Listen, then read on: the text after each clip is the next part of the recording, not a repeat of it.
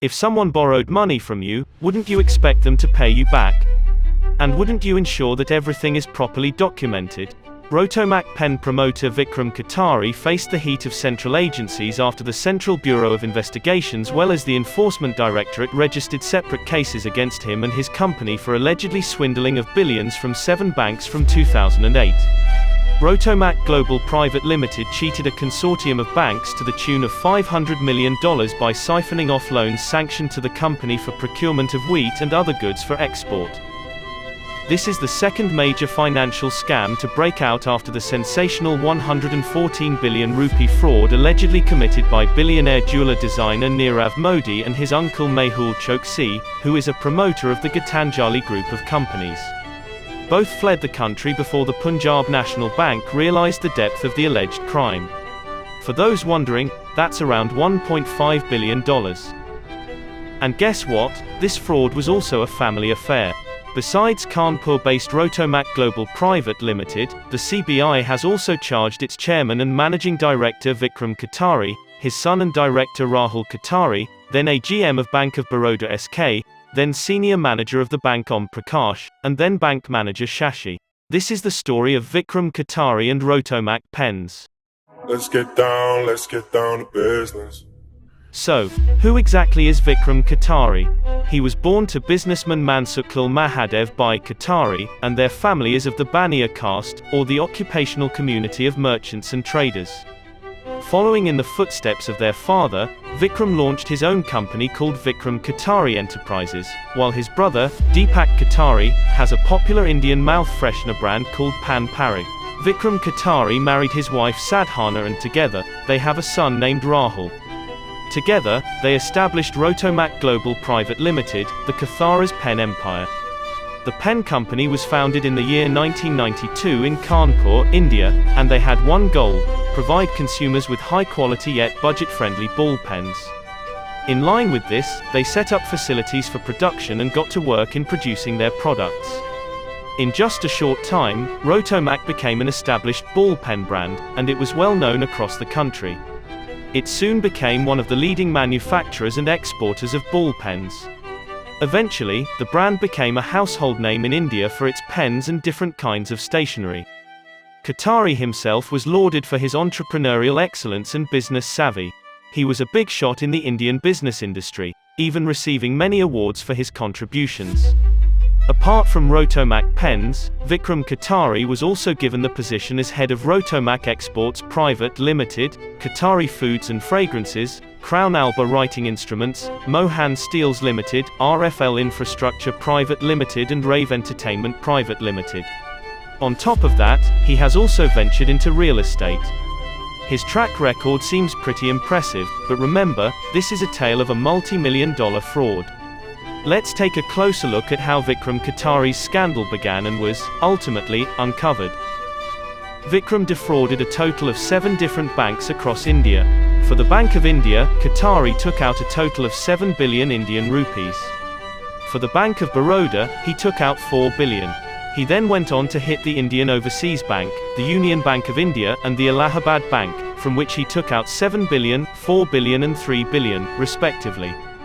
The smallest amounts he took out were 489 million from the Bank of Maharashtra and 974 million Indian rupees from the Oriental Bank of Commerce. So, where did all of that money go? According to reports, Kothari had allegedly taken out the money as loans for his business. Being such a reputable businessman, the banks probably did not think to question his motives for loaning such huge amounts of money and were convinced that he would pay them back. However, Kothari did not really have any legitimate business transactions that he needed the money for. He had taken all those letters of credit to make use of interest rate differentials in other countries. In an article written for the Asian Age on the whole debacle, it was described that the Kotharis worked on the principle of an interest rate differential in local and foreign currency in the guise of merchant trade without having any genuine business transactions and hence defaulted in meeting its payment obligation to banks by diverting and siphoning off all the funds. Allegedly, Vikram, his wife, and his son were all in on the scam, all being directors in Rotomac Global Private Limited. They diverted the funds from the loans for things other than they had claimed the money to be for.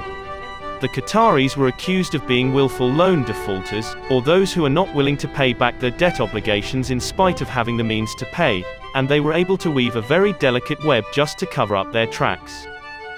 Instead of using the funds to pay buyers and suppliers, Qatari round-tripped the money to other Rotomac accounts, and he even circulated it into the accounts of sister companies.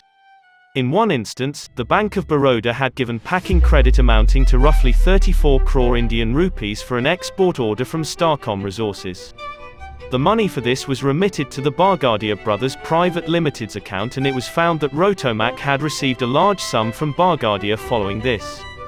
The Bank of Baroda expressed its concern and complained this to the Central Bureau of Investigation, even requesting infer for Qatari for fears that he might leave the country. The CBI dug deep into Qatari's case and found that he had, indeed, taken out the massive loans under the guise of using the money for Rotomac Pens when really, the money served other purposes.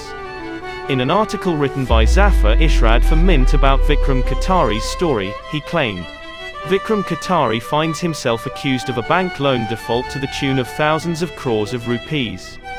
Locals and neighbors now can only watch in disbelief as Qatari's name figures in one of the biggest default cases, and that too at a time when the banking sector is facing the NPA crisis and the issue has taken the center stage in the political discourse. Another modus operandi was to use the loans, disbursed on proposals for the procurement of goods meant for exports, for undeclared purposes. In such cases, no export orders were executed by the company. It amounted to misappropriation, criminal breach of trust, and violation of the Foreign Exchange Management Act. The agency has also alleged that most suspect transactions of the company were with a limited number of buyers, sellers, sister concerns, and subsidiary companies. February 2018 was tough for the Indian government and banking industry as the month revealed a string of frauds across the nation. Altogether, it was estimated that the frauds and scams amounted to a whopping total of $2.5 billion. It wasn't only Vikram Kothari who was thrust under the spotlight. Jewelers Nirav Modi and Mehul Choksi and Simphauli Sugars were exposed for fraud, too. However, it still stands to question why the banks issued such large sums of money without proper documentation or verification has taken place. Are you good at keeping your finances in check? What would you do if you suddenly discovered you were missing money? And no, I don't mean just regular old pocket change, I'm talking about your life savings mysteriously vanishing. And just how far would you go to make sure that no one finds out just how much you've lost? I'm talking about the WorldCom fraud of 2002, where an internal audit unit discovered that the company had over a whopping $3.8 billion worth of fraudulent balance sheet entries from the years 1999 to 2002. The video is up on your screen now, click away and see you in the next video.